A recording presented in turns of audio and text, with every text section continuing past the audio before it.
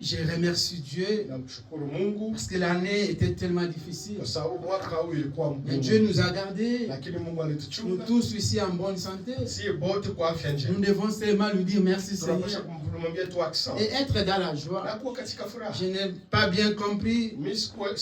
Quand on est en train de chanter, les autres sont tristes. Moi je ne suis pas triste. Moi je suis dans la joie parce que je vis cette nuit. En ce moment ici, il y a ceux qui sont dans les hôpitaux. À ce moment ici, il y a ceux qui sont dans la prison. À ce moment ici, il y a ceux qui n'ont pas la force de manger. À ce moment ici, dans cette nuit, il y a ceux qui n'ont pas moyen de parler. À ce moment ici, dans cette nuit même, il y a ceux qui n'arrivent pas à se mettre debout. Mais moi j'ai eu cette grâce. J'ai arrivé ici. Je n'ai qu'à glorifier Dieu. Je ne peux pas être triste. Je dois être dans la joie parce que Dieu m'a fait grâce. C'est la raison pour laquelle nous devons être dans la joie. Tu dois te réjouir. Tu dois chanter avec la joie. Tu dois louer, glorifier Dieu. Beaucoup qui étaient entrés dans le 2025, ils n'ont pas sorti. Toi, tu es la grâce. Tu n'arrives même pas à chanter. Tu n'arrives même pas à ouvrir ta bouche pour glorifier cette Dieu. Quelle reconnaissance, ma soeur. Dieu n'a pas besoin de millions de personnes. Mais Dieu a besoin seulement de toi. Car c'est toi qui es l'église. C'est toi que Dieu a besoin. Si nous venons ici deux fois, c'est juste pour toi. C'est pour cette raison, quand tu arrives ici, dans cet endroit, et la joie, parce que Dieu est venu écouter la parole de Dieu. Dieu est venu parler à ton Créateur. Et Dieu est venu te décharger de tous les problèmes que tu as. À combien plus fort? À combien plus fort? C'est Dieu-là qui t'a gardé. 365 jours. Ce n'est pas une semaine. Ce n'est pas des jours. Ce n'est pas un mois. Mais c'est 365 jours. Combien n'ont pas eu la grâce? Combien n'ont pas eu le privilège? Combien n'ont pas eu cette bonté de Dieu, cet amour de Dieu? Et toi tu l'as eu. Et dans la joie, louer, glorifier ce Dieu-là. Demain ne t'appartient pas. Ne rêvez pas pour demain. Mais louer, glorifier Dieu pour aujourd'hui. Demain, celui qui connaît, c'est seulement lui seul. La personne qui a le secret pour demain. Pour ceux qui se cachent pour le jour qui vient. C'est lui seul. Personne d'ici qui connaît ce qui va arriver demain. Nous, ce que nous avons à faire, c'est lui rendre grâce. C'est lui remercier pour cette nuit qui nous a donné. En ce moment que toi tu es ici, il y a ceux qui sont dans les boîtes. Il y a ceux qui ont choisi l'hôtel. Il y a ceux qui ont choisi les restaurants. Il y a ceux qui ont choisi le travail. Il y a ceux qui sont dans les hôpitaux. Il y a ceux qui sont dans les voitures, qui sont en train de conduire. Il y a ceux qui sont dans les avions. Chacun a choisi un endroit pour entrer, pour basculer avec Dieu. Mais toi, tu as choisi ici. C'est pour lui rendre grâce. C'est pour lui dire, Seigneur, merci. Je ne suis pas reconnaissant, mais je suis reconnaissant. Alors quand tu es venu lui rendre grâce, il faut être dans la joie. Il faut se réjouir. Parce que ça n'était pas donné à tout le monde. Les gens riches qui ont fait beaucoup d'argent, qui ont voulu voir cette nuit, qui ont pleuré dans les hôpitaux, qui ont pleuré la miséricorde de Dieu, ils n'ont pas eu cette nuit. Mais toi, Dieu t'a accordé. Sens-toi à l'aise. Glorifier ce Dieu-là. Pourquoi tu vas être triste? Tu n'arrives même pas à chanter. Tu n'arrives pas à glorifier Dieu. Tu n'arrives même pas à louer le Seigneur.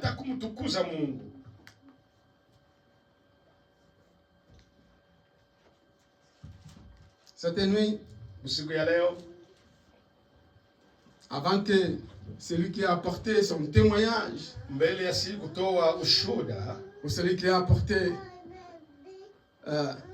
son remerciement. Mwenye alileta shukrani yake. Si tu as un remerciement, kama kuna shukrani, tu as un témoignage à rendre à Dieu. Ya kumtolea Mungu. Moi personnellement, mimi peke yangu, je remercie Dieu namshukuru Mungu pour ce qu'il a fait pour moi pour cette année 2026. J'ai commencé cette année. Au début de l'année, j'étais frappé avec gastrite. Et cette malade, ça m'arrivait à un moment, je ne pas croire que je vais sortir cette année. C'était compliqué, difficile. Ça m'a pris au moins 6 mois. J'ai tourné, vous me voyez, mais je souffrais à l'intérieur de moi. Je me disais peut-être cette année c'est fini pour moi. Dieu m'a pas abandonné. Avec la prière, avec la foi. Il m'a fait arriver aujourd'hui dans cette nuit. Je lui dis que le nom de Dieu soit loué. Et que le nom de Dieu aussi soit glorifié, soit loué. Avoir protégé chacun de vous.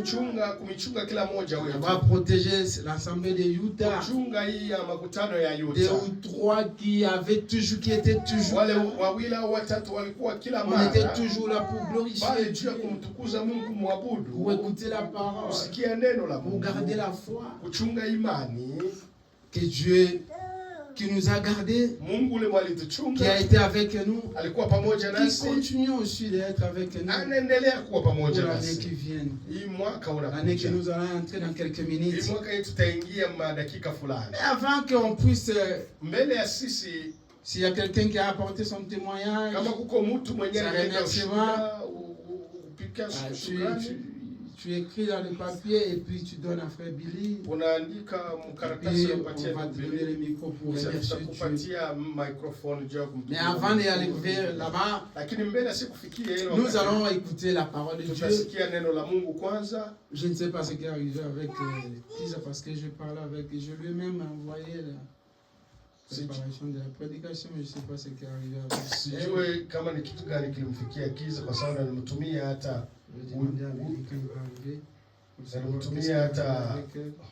je parlais avec elle pendant la journée. Mais cela ne nous empêche pas d'écouter la parole. Comme je le disais, j'avais dit le dimanche passé que cette nuit, par la grâce de Dieu, nous allons parler, rendre grâce à Dieu avec des actions de grâce et des sacrifices. Nous allons parler de ce sujet qui est tellement très important pour nous les chrétiens. Avant que nous puissions entrer dans l'année 2026, j'aimerais que nous puissions partager cet sujet. Rendre grâce à Dieu avec des actions de grâce et des sacrifices. Pourquoi rendre grâce à Dieu? Nous rendons grâce à Dieu parce que Dieu a fait des merveilles dans nos vies. Chacun de nous ici dans cette nuit a quelque chose que Dieu a fait pendant 365 jours. Chacun de nous dans cette nuit a quelque chose que Dieu lui a fait pendant toute cette année. C'est pour cette raison nous sommes venus pour rendre grâce à Dieu, pour lui dire merci Seigneur.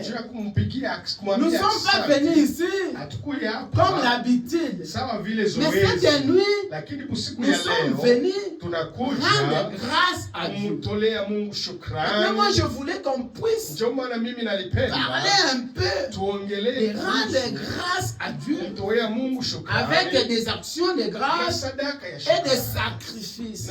Qu'est-ce que signifie rendre grâce à Dieu? Rendre grâce à Dieu, c'est dire merci à Dieu. Matondi mkolo. Merci à Dieu pour ce que tu as fait pour moi. Merci à Dieu pour ton amour vers moi. Merci à Dieu de m'avoir protégé moi et ma famille. Tu n'as pas une autre protection si ce n'est pas seulement Dieu. Tu n'as pas, tu ne portes pas une filet ou un truc dans toi qui te protège si ce n'est pas le Seigneur Jésus. Et comme tu as seulement ce Dieu-là, c'est pour cette raison que tu dois venir lui rendre grâce. Car à ce moment ici, ceux qui adorent le diable, ceux qui ont les protections dans leur vie, ils vont aussi rendre grâce à leur Dieu qui est le diable. Nous maintenant, qui croient le Créateur, qui croient au Roi des Rois, qui croient au Seigneur des Seigneurs, nous sommes aussi appelés de venir dans cet endroit, de lui rendre grâce. C'est ça, rendre grâce à Dieu. C'est dire merci Seigneur pour le bienfait, pour ton amour, pour ta bonté, pour ta miséricorde, pour tout ce que j'ai traversé pendant 365 jours. Tu étais là pour moi. Je te dis merci Seigneur. Merci Dieu. J'étais malade. Tu m'as guéri. Merci Dieu. Mes enfants étaient malades. Tu as guéri. Ma famille était dans la difficulté. Tu étais là. C'est ça, rendre grâce à Dieu. Maintenant, rendre grâce à Dieu, ça ne peut pas être seulement limité à rendre grâce à Dieu. Il faut que ça soit accompagné avec quelque chose qui va sécuriser cette grâce ou qui va motiver encore Dieu de continuer encore à te protéger. Vous ne pouvez pas seulement dire à demander la grâce, Seigneur, merci, merci. Non, tu dois aussi accompagner cette grâce avec une action. Cette action, c'est ce qui va toucher le cœur de Christ. C'est ce qui va toucher la trône pour que à chaque temps que tu as besoin de ce Dieu-là, il puisse toujours être présent. Il faut qu'une action puisse accompagner ta remerciement. Quand tu veux remercier, ne limitez pas. Il faut que le merci puisse être accompagné avec quelque chose, avec une action. Et cette action, c'est ce qui touche le trône. C'est ce qui montre ta sincérité, ta remerciement, c'est vraiment sincère. Ça vient vraiment au fond de toi. Et les actions de grâce, ça peut être d'une manière ou d'une autre. Il y a beaucoup qui pensent que pourquoi on doit toujours faire les actions de grâce en donnant l'argent à Dieu. Parce que Dieu est pauvre.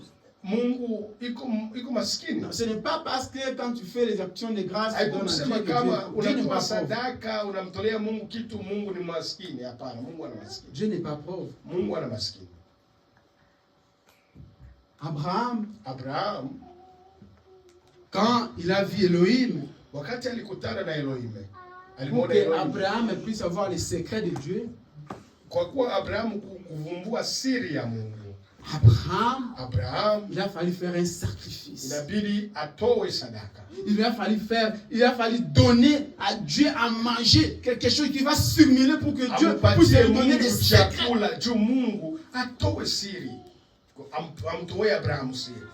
Si Abraham n'avait pas fait ce sacrifice, il ne pouvait pas savoir les secrets de Dieu. Et il ne pouvait pas aussi avoir le fils promis. Na angepata pia mtoto wa ahadi. Frère, laisse-moi te dire cette nuit. Acha nikwambie ndugu, Dieu aime les sacrifices. Mungu anapenda kumtolea sadaka. Pourquoi Dieu aime les sacrifices? Kwa nini Mungu anapenda kumtolea Parce que sadaka? les premières personnes qui a donné les sacrifices, c'était Dieu. Alimpatia Mungu sadaka ilikuwa ni Dieu lui-même, c'est la première personne qui a donné les sacrifices. Il s'est sacrifié en donnant son fils unique. Ma soeur, mon frère, si tu ne sais pas donner les sacrifices à Dieu, tu n'auras pas les grandes choses en Dieu. Parce que Dieu lui-même, il s'est fait sacrifier pour que toi et moi, nous puissions avoir la vie éternelle. Jésus-Christ qui était Dieu, il est venu souffrir pour que toi, tu puisses avoir la rédemption. C'est un sacrifice que Dieu a fait. Ce n'est pas donné à tout le monde. Mais c'est un sacrifice que Dieu a fait. Il s'est sacrifié. C'est pour cette raison, nous aussi, nous sommes appelés à faire des sacrifices. Ne dis pas seulement merci. Tu fais les grandes choses. Tu fais la guérison du vide. Tu veux stimuler Dieu. Tu veux toucher Dieu. Apprendre à faire des sacrifices. Jusqu'à ce que Dieu a dit à Abraham de prendre seulement l'enfant unique qu'il a donné, de lui donner encore, pour voir réellement si Abraham avait vraiment cette volonté de faire du sacrifice. On ne donne pas les déchets à Dieu, mais on donne à Dieu la chose que toi tu aimes tellement. Pour stimuler Dieu, pour toucher Dieu, il faut vraiment que tu puisses prendre la chose que tu aimes. Les sacrifices, ça pouvait aussi être. Toi qui aimes tellement dormir. Et tu dis, cette nuit je ne vais pas dormir. Cette nuit je ne dormirai pas. Cette nuit je vais prier toute la nuit jusqu'au matin. Je ne vais pas fermer les yeux. Je vais sacrifier cette nuit. C'est un sacrifice que tu fais. La personne qui a passé toute la nuit sans dormir, et toi qui as dormi, vous n'êtes pas les mêmes. Cette personne a passé toute la nuit à la prière. Il a prié pendant toute la nuit. Et toi tu as dormi. Ma soeur, laisse-moi te dire que le sacrifice que la personne a fait pendant la nuit, Dieu va lui récompenser. Parce qu'il s'est sacrifié. Seigneur, je ne vais pas dormir si tu ne réponds pas. Si ma prière n'est pas exaucée, si tu n'écoutes pas ma prière, c'est une façon de te sacrifier. Et cette personne sera récompensée parce qu'il s'est sacrifié.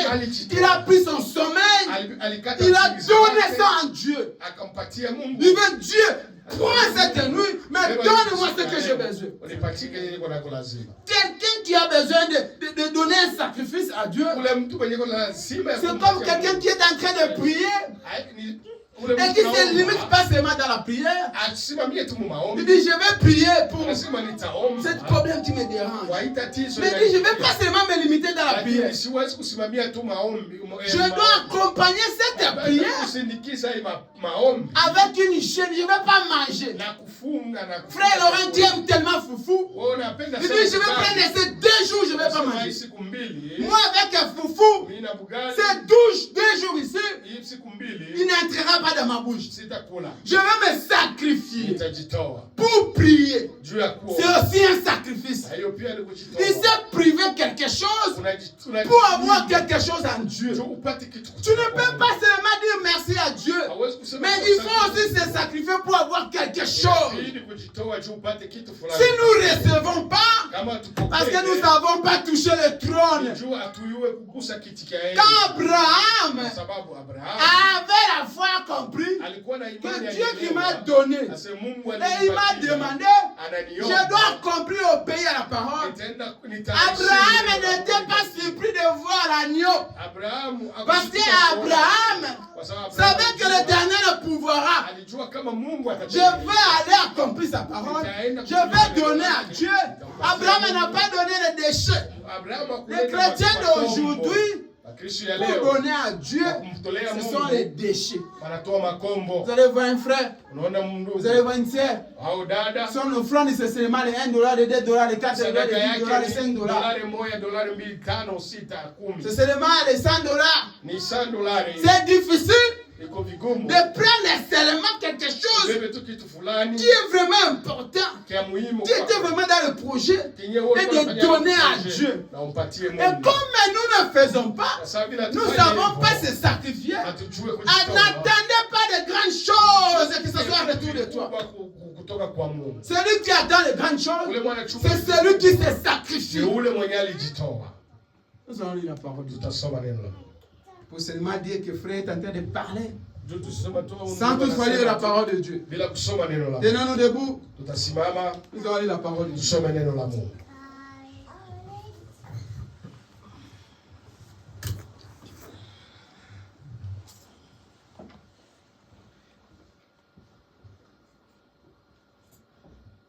Il est écrit dans la Bible.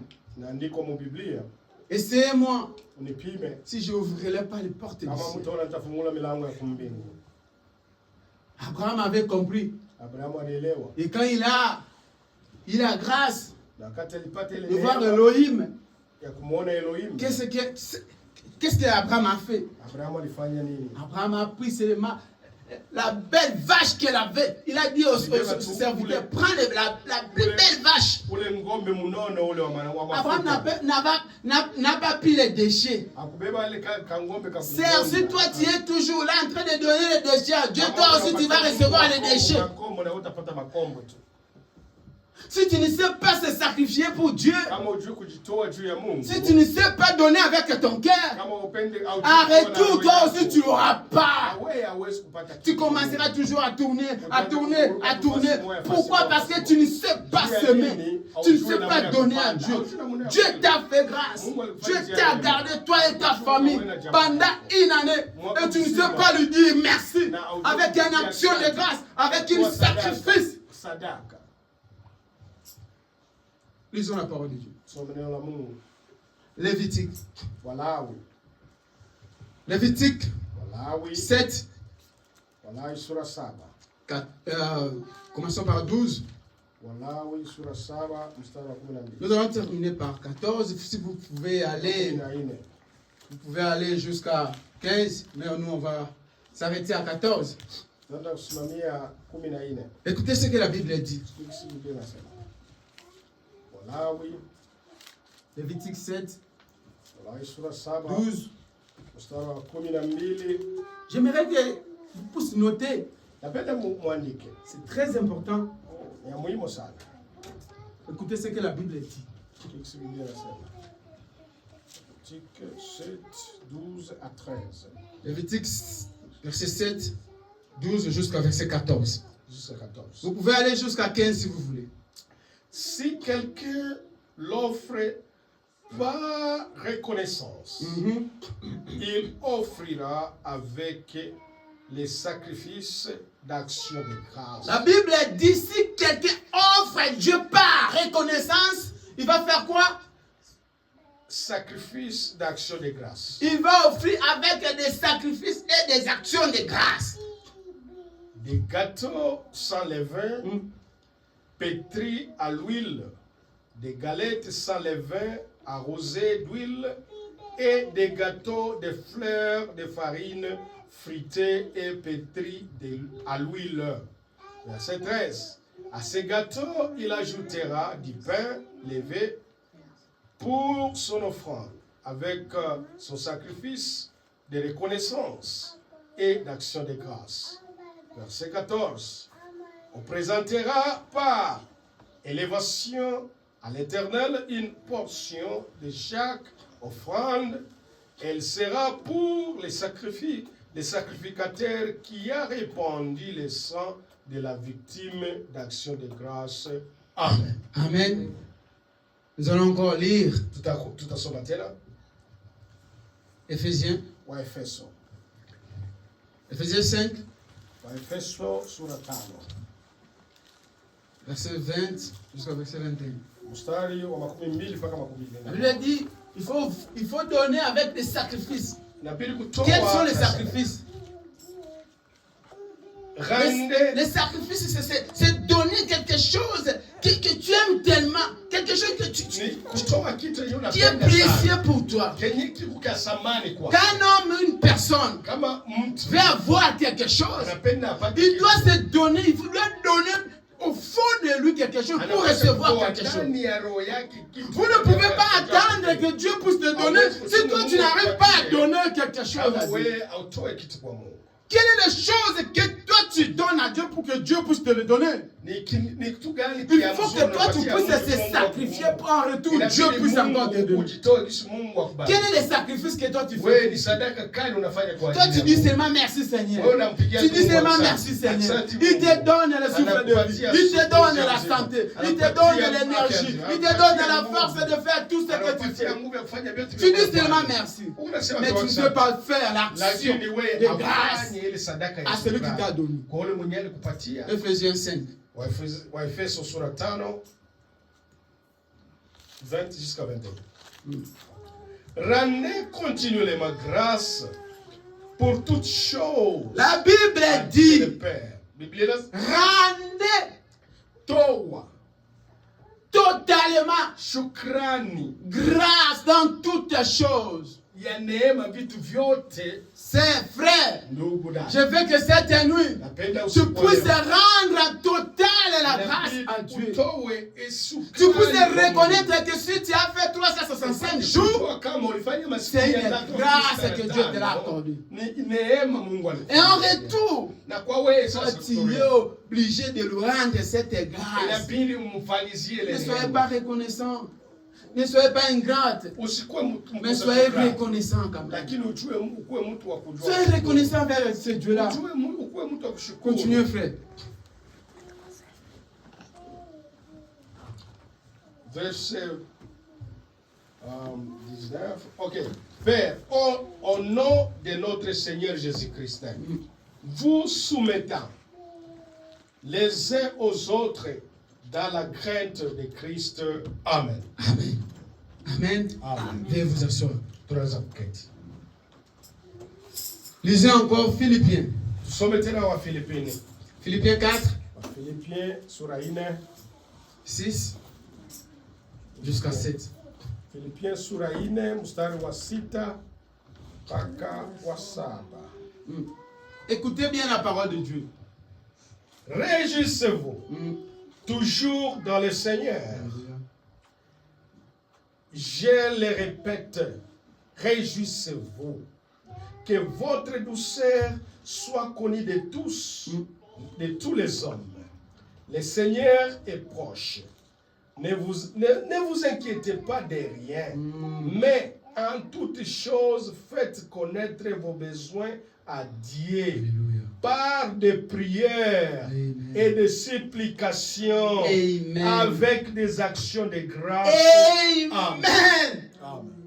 La Bible dit, fais connaître tous tes problèmes. Fais parler tous tes problèmes. Ma soeur, mon frère, je veux que cette nuit, tu puisses comprendre que tu dois faire savoir tous tes problèmes à Dieu. Mais ne te limite pas seulement en parlant. Ne t'arrête pas seulement en disant. En suppliant. La Bible dit, répétez frère Laurent, la Bible dit, écoutez ce que la Bible dit. La Bible dit, il faut que ça soit accompagné avec les actions de grâce. Il y a des choses que nous n'arrivons pas à y avoir. Parce que nous ne savons pas faire l'action. Nous ne savons pas vraiment simuler Dieu.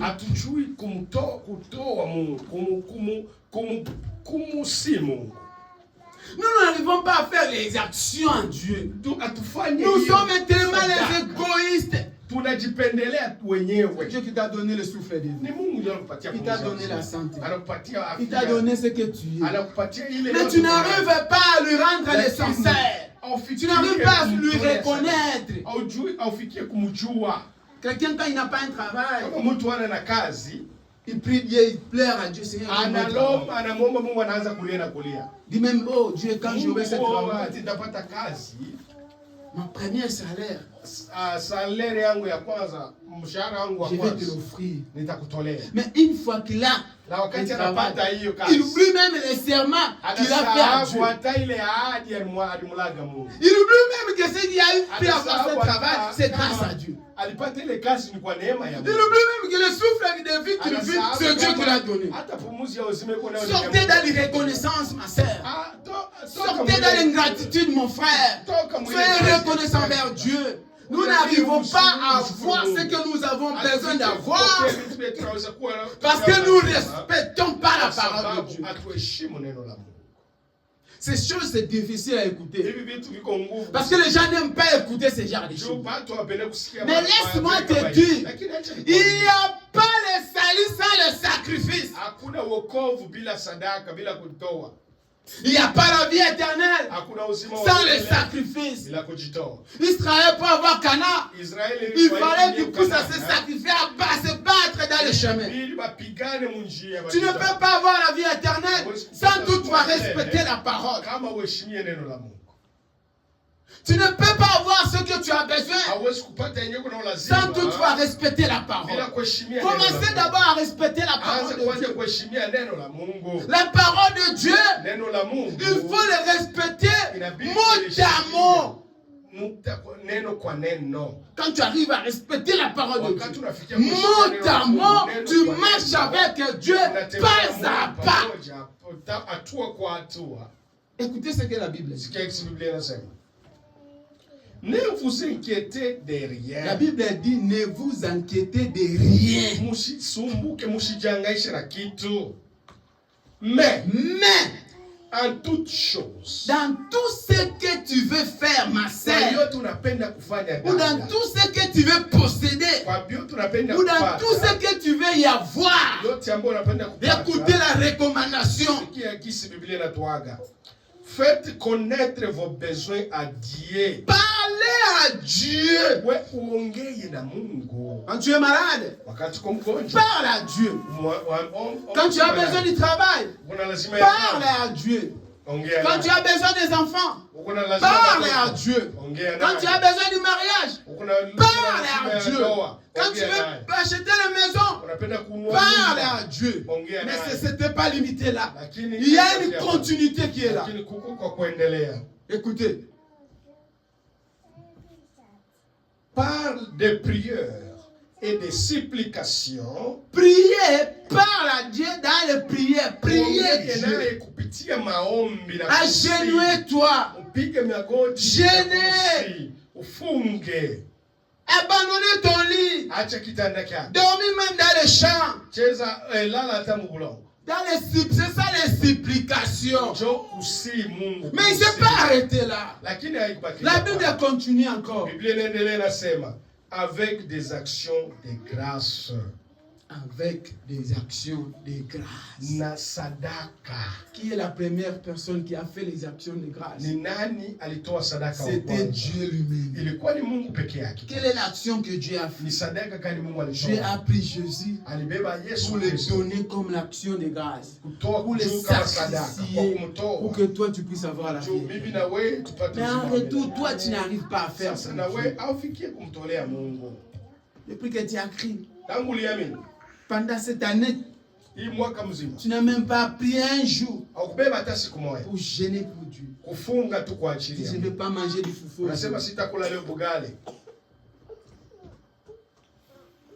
je vais cette nuit, je ne vais pas dormir. Je vais seulement prier Dieu. Je vais seulement lire la parole. Tu n'as même pas pris un jour de te priver de ce que tu aimes. Mais tu prends des jours et des mois et des années pour aller chercher l'argent. Si tu te prives la nuit, pour aller chercher l'argent. Mais tu n'arrives pas à te priver la nuit pour prier pendant toute la nuit. Quel sacrifice que toi tu fais pour Dieu. Dieu aime les sacrifices. Si les sacrifices d'Abel étaient montés au ciel, parce qu'Abel faisait les bons sacrifices. Et Caïn, il voulait prendre chaque temps les déchets pour nous donner à Dieu. Ces sacrifices n'ont jamais monté au ciel. Ma soeur, je veux que l'année 2025, ce qui vient, que tu puisses entrer avec les sacrifices dans ta foi, dans ta vie chrétienne, dans ton foyer, dans ton avenir, dans ta relation avec le Christ. Nous oublions deux fois des sacrifices. Nous oublions deux fois de se sacrifier pour Dieu. Dieu aime les sacrifices. Parce que c'est lui la première personne qui s'est sacrifiée pour nous. Si tu es en vie, si on t'appelle sœur, si tu es encore en bonne santé, si tu as vu cette nuit, c'est parce que Dieu a fait grâce à toi. Si on t'appelle aujourd'hui chrétien, si tu es là chez toi, tu te sens bien à l'aise, c'est parce que Dieu s'est sacrifié pour toi. Apprendre à se sacrifier pour Dieu. Tu n'auras pas ce que tu as besoin. Tu ne seras pas baptisé du Saint-Esprit si tu ne sais pas se sacrifier. La vie éternelle, c'est une vie de sacrifice. Ne vivez pas comme quelqu'un qui est déjà sauvé, qui est racheté. Mais vivez comme quelqu'un qui cherche toujours la volonté de Dieu dans sa vie. Tu se donnes, tu se sacrifies chaque jour. Chaque jour de ta vie. Que ce soit le jour, chaque jour de ta vie, que ce soit des sacrifices pour Christ. Comment un chrétien peut faire 365 jours sans toutefois prendre un jour? Ces journées ici, je vais la confier seulement à Dieu. Je vais sacrifier seulement pour Dieu. Ma sœur, mon frère, c'est lui-même qui était Dieu. Il est descendu sur la terre. Il s'est donné pour toi. Et toi, qu'est-ce que tu donnes à Dieu? Tu veux seulement que Dieu puisse faire pour toi. Tu veux seulement que Dieu puisse te donner. Mais Dieu donne à la personne qui sait qu'en retour, lui aussi va récolter quelque chose. Qu'est-ce que Dieu va récolter en toi? Qu'est-ce que Dieu va espérer en toi? 1 Corinthiens. Wakorintho wa kwanza.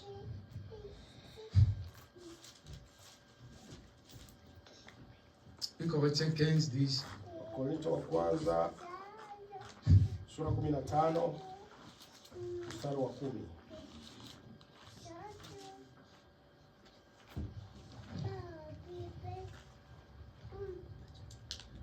Par la grâce de Dieu, je suis ce que je suis.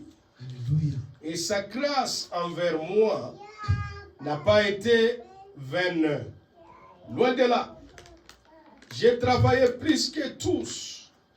Non pas moi, toutefois, mais la grâce de Dieu qui est avec moi. Ainsi donc, que ce soit moi, que ce soit eux, voilà ce que nous prêchons et ce que vous avez cru. Amen. Lisez encore. Sommetera. Si tu es ce que tu es, c'est par la grâce de Dieu. Tu as vu cette nuit, c'est par la grâce de Dieu. Chacun, dans cette nuit, a choisi là où il va aller louer ou glorifier Dieu. Chacun a voulu faire ce qu'il veut. Mais il arrive à un moment,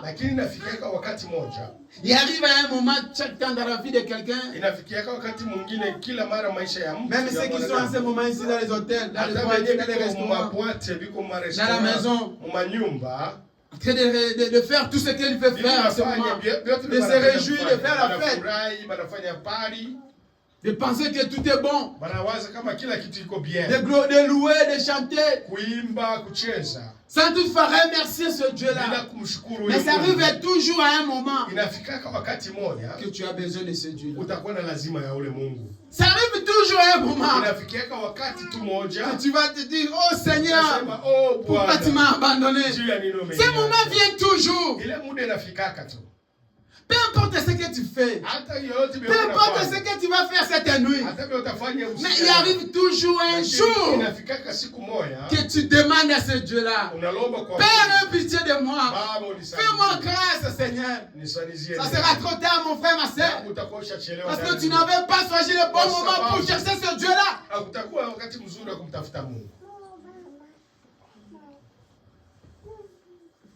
Thessalonique.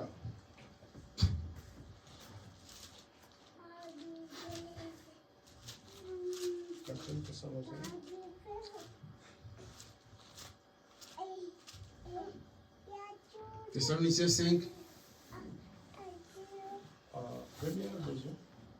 Premier Thessaloniciens. Thessalonika wa kwanza. Sura ya 5. 18 jusqu'à 19. Mstari wa 18 mpaka 19. Rendez grâce en toutes choses, car c'est à votre égard la volonté de Dieu. C'est à votre égard la volonté de Dieu et en Jésus-Christ. En Jésus-Christ. N'éteignez pas l'esprit. Amen. Rendez grâce en toutes choses. Toa shukrani mukila kitu. Frère, à qui toi tu rends grâce? À qui toi tu remercies? À qui toi tu offres les actions de grâce? À qui, mon frère? J'aimerais que cette nuit, tu puisses prier Dieu. Et tu puisses les rendre grâce. Tu puisses les rendre grâce.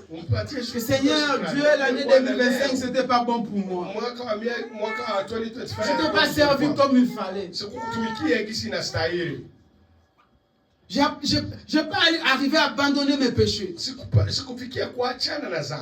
Le mensonge, je n'ai pas arrivé à abandonner. Les mauvaises choses, je n'ai pas arrivé à abandonner. Mais je veux que l'année 2026, que j'entre, Seigneur, avec toi. Et que je puisse abandonner toutes les mauvaises habitudes, tous les mauvais esprits qui vont m'empêcher d'aller au ciel. Je vais l'abandonner, Seigneur, cette année. Et que l'année 2026, je puisse être une nouvelle personne.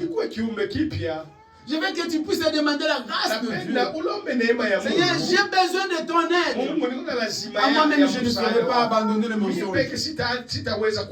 Je ne serai pas abandonné l'orgueil qui est en moi. Je n'arriverai pas à abandonner le péché qui est en moi. Seigneur, aide-moi, Père. Que je puisse, Seigneur Dieu, entrer cette année avec ton esprit. Que je sois pur. Que je puisse abandonner toutes les mauvaises choses. Ne venez pas seulement cette nuit pour prier, mais entrez avec une décision, une détermination. Que tu sois une autre personne. Que l'année qui vienne, on voit une nouvelle visage. Une nouvelle personne. Une nouvelle personne qui s'attache à Dieu. Personne de nous connaît ce qui nous attend dans l'année qui vient. Il n'y a personne qui te garantit que l'année qui vient, tu vas la terminer. Mais entrer cette année Venez avec une détermination. Rendez grâce à Dieu pour cette année qui vient de finir. Et prends une décision à entrer dans cette année avec une puissance de Dieu. Que tu sois baptisé du Saint-Esprit. Confie ton vie en Jésus. Répands-toi sincèrement. Que la parole de Dieu soit ton combat de chaque jour. Attache-toi à la parole de Dieu. Personne de nous connaît ce qui va nous arriver. C'est seulement Dieu qui connaît ce qui va nous arriver. Mais prépare-toi, ma sœur. Prépare-toi, mon frère. Tu ne partiras avec rien. Le contraire. Tout restera. Arrange ta vie. Tous les esprits qui t'embêtent. Depuis que tu as crié à la parole jusqu'à aujourd'hui, jusqu'à cette nuit, tu n'as jamais fait une repentance sincère. Tu n'as jamais arrangé ta vie. Qui t'a dit que demain t'appartient. Qui t'a dit que tu vas sortir demain. Qui t'a dit que l'année qui vient tu vas la finir. Frère, sœur, change ta vie. Donne ta vie en Jésus. Dieu t'aime et c'est pour cela prolonger les jours de ta vie sur la terre. Pour que tu puisses te repentir. Tu puisses abandonner le péché. L'incrédule qui est à toi. Le manque de respect de la parole qui est à toi. L'arrogance de l'orgueil qui est à toi. Le mensonge qui est à toi. Répands-toi. Dieu t'aime. Beaucoup sont dans leur maison. Beaucoup sont dans les endroits dans ce moment ici. Pour fêter, pour faire n'importe quoi en ce moment ici. Mais toi tu as voulu venir ici. C'est Dieu qui t'a touché ton cœur. Et ce Dieu a besoin de toi. Cette nuit, Dieu a besoin de toi. Prends une décision. Dieu a besoin de toi, mon frère. La vie que tu mènes là, ce n'est pas la vie d'un chrétien. Les habitudes que tu as, ce n'est pas les habitudes d'un chrétien. Le comportement que tu as, ce n'est pas le comportement qui va t'amener au ciel. Ce qui va t'amener au ciel, c'est le baptême du Saint-Esprit. Et pour savoir que tu es baptisé du Saint-Esprit, il faut vivre cette parole dans la totalité.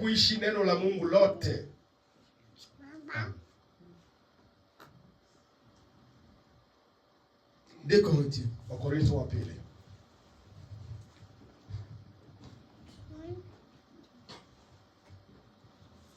Rendre grâce, c'est bien. Seigneur, je te remercie. Oui, c'est bien. Mais est-ce que tu accompagnes cette rendre grâce avec les actions? C'est l'esprit qui retient beaucoup de chrétiens. C'est seulement les déchets que nous donnons à Dieu. C'est seulement les choses qui ne sont pas importantes que nous donnons à Dieu. C'est seulement les choses sales que nous donnons à Dieu. Et nous attendons que Dieu puisse faire de grandes choses dans nos vies. Dieu aime des sacrifices. Parce que c'est la première personne qui a fait des sacrifices, c'était Dieu lui-même. Et ce n'était pas n'importe quel sacrifice. Il a pris son fils unique. Le fils bien-aimé, qui était lui-même. Il a descendu sur la terre pour mourir à la croix, pour être humilié, pour que toi tu puisses avoir la vie. Pour qu'on puisse t'appeler sœur, frère, pour que tu puisses avoir la vie éternelle. Mais en retour, qu'est-ce que toi tu donnes à ce Dieu-là? Quel est le sacrifice que toi tu fais pour ce Dieu-là? 2 Corinthiens.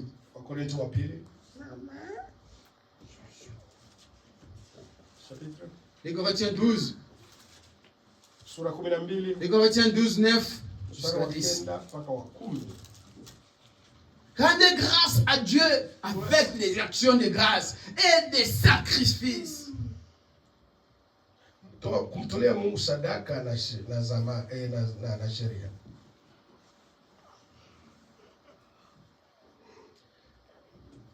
Il m'a dit, ma grâce te suffit. car ma puissance s'accomplit dans la faiblesse. Je me glorifie donc bien plus volontiers de mes faiblesses, afin que la puissance de Christ repose sur moi. C'est pourquoi je me plais dans la faiblesse, dans les outrages, dans les calamités, dans les persécutions, dans les détresses, pour Christ. Car quand je suis faible, c'est alors que je suis fort. Amen. La Bible dit, quand tu es faible, c'est là où tu es fort. Tu es fort en Christ, quand Christ est à toi. Quand Christ est à toi, quand les gens te voient faible, c'est là où toi tu te sens fort. C'est là où toi tu te sens prête. Parce que Christ est à toi. Comment Christ va être en toi si toi tu ne vis pas la parole? Si toi tu ne respectes pas la parole? Si toi tu n'obéis pas à la parole? Christ sera seulement à toi quand toi tu obéis à la parole. Ne laissez pas que cette parole reste seulement dans les papiers. Il faut que la parole puisse quitter les papiers. Que la parole soit nos vies à nous. Et que quand nous marchons, quand nous vivons, quand nous nous réveillons, que ce ne soit pas nous qui marchons, mais que c'est la parole qui marche en nous. Quand les gens me verront faible, quand je serai tellement fatigué, c'est là où moi je me sens fort parce que Christ est à moi. Quand je suis affaibli avec les épreuves et les tentations, mais il y a un homme qui est à moi, qui est plus puissant, qui est plus fort, qui me rend toujours fort. Mais pour qu'il te rende fort, tu dois vivre la parole. Tu dois rendre grâce à ce Dieu-là. Tu dois le remercier et tu dois avancer avec cette parole. Apprendre à rendre grâce à Dieu avec les actions de grâce.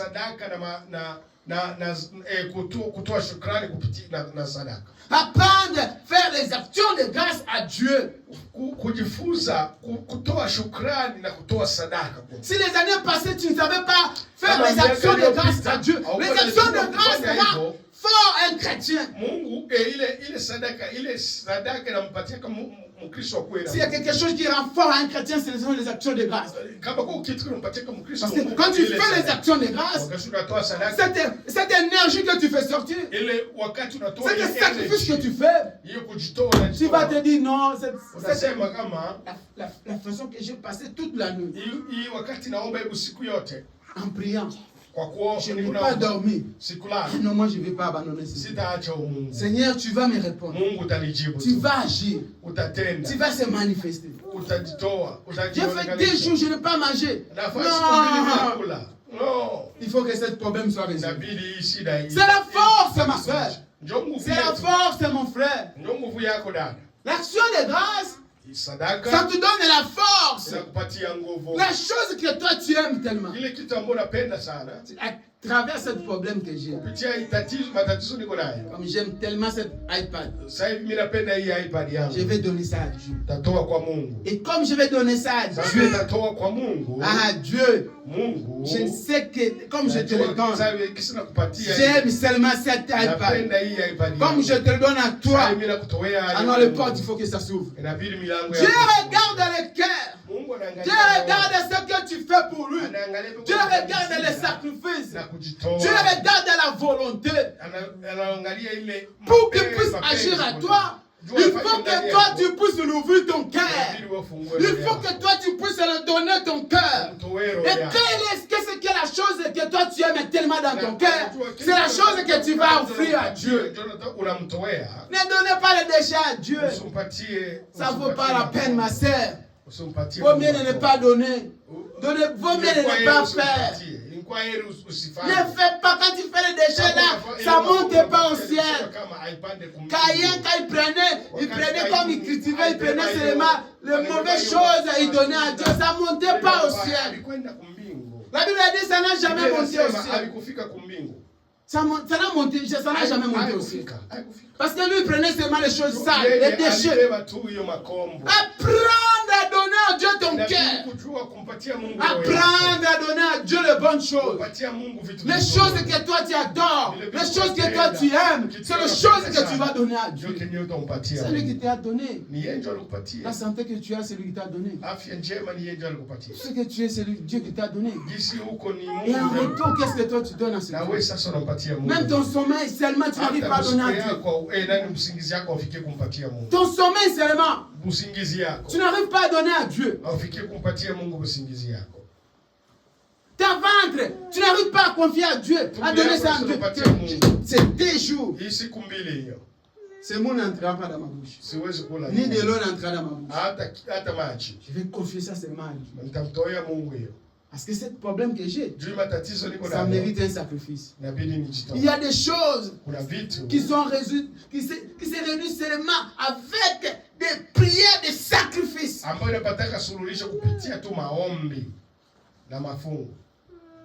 Ce n'est pas seulement Mungu Asante Muzuri. Non, il faut être en profondeur.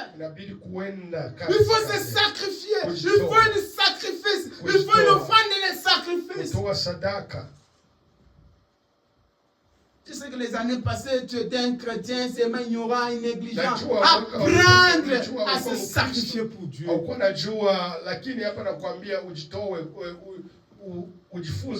Remercier Dieu, c'est bien. Mais quelles sont les actions de grâce que tu fais à Dieu? Jean chapitre 11, verset 41 jusqu'à verset 42. Yohane sura 11 mstari wa 41 mpaka 42.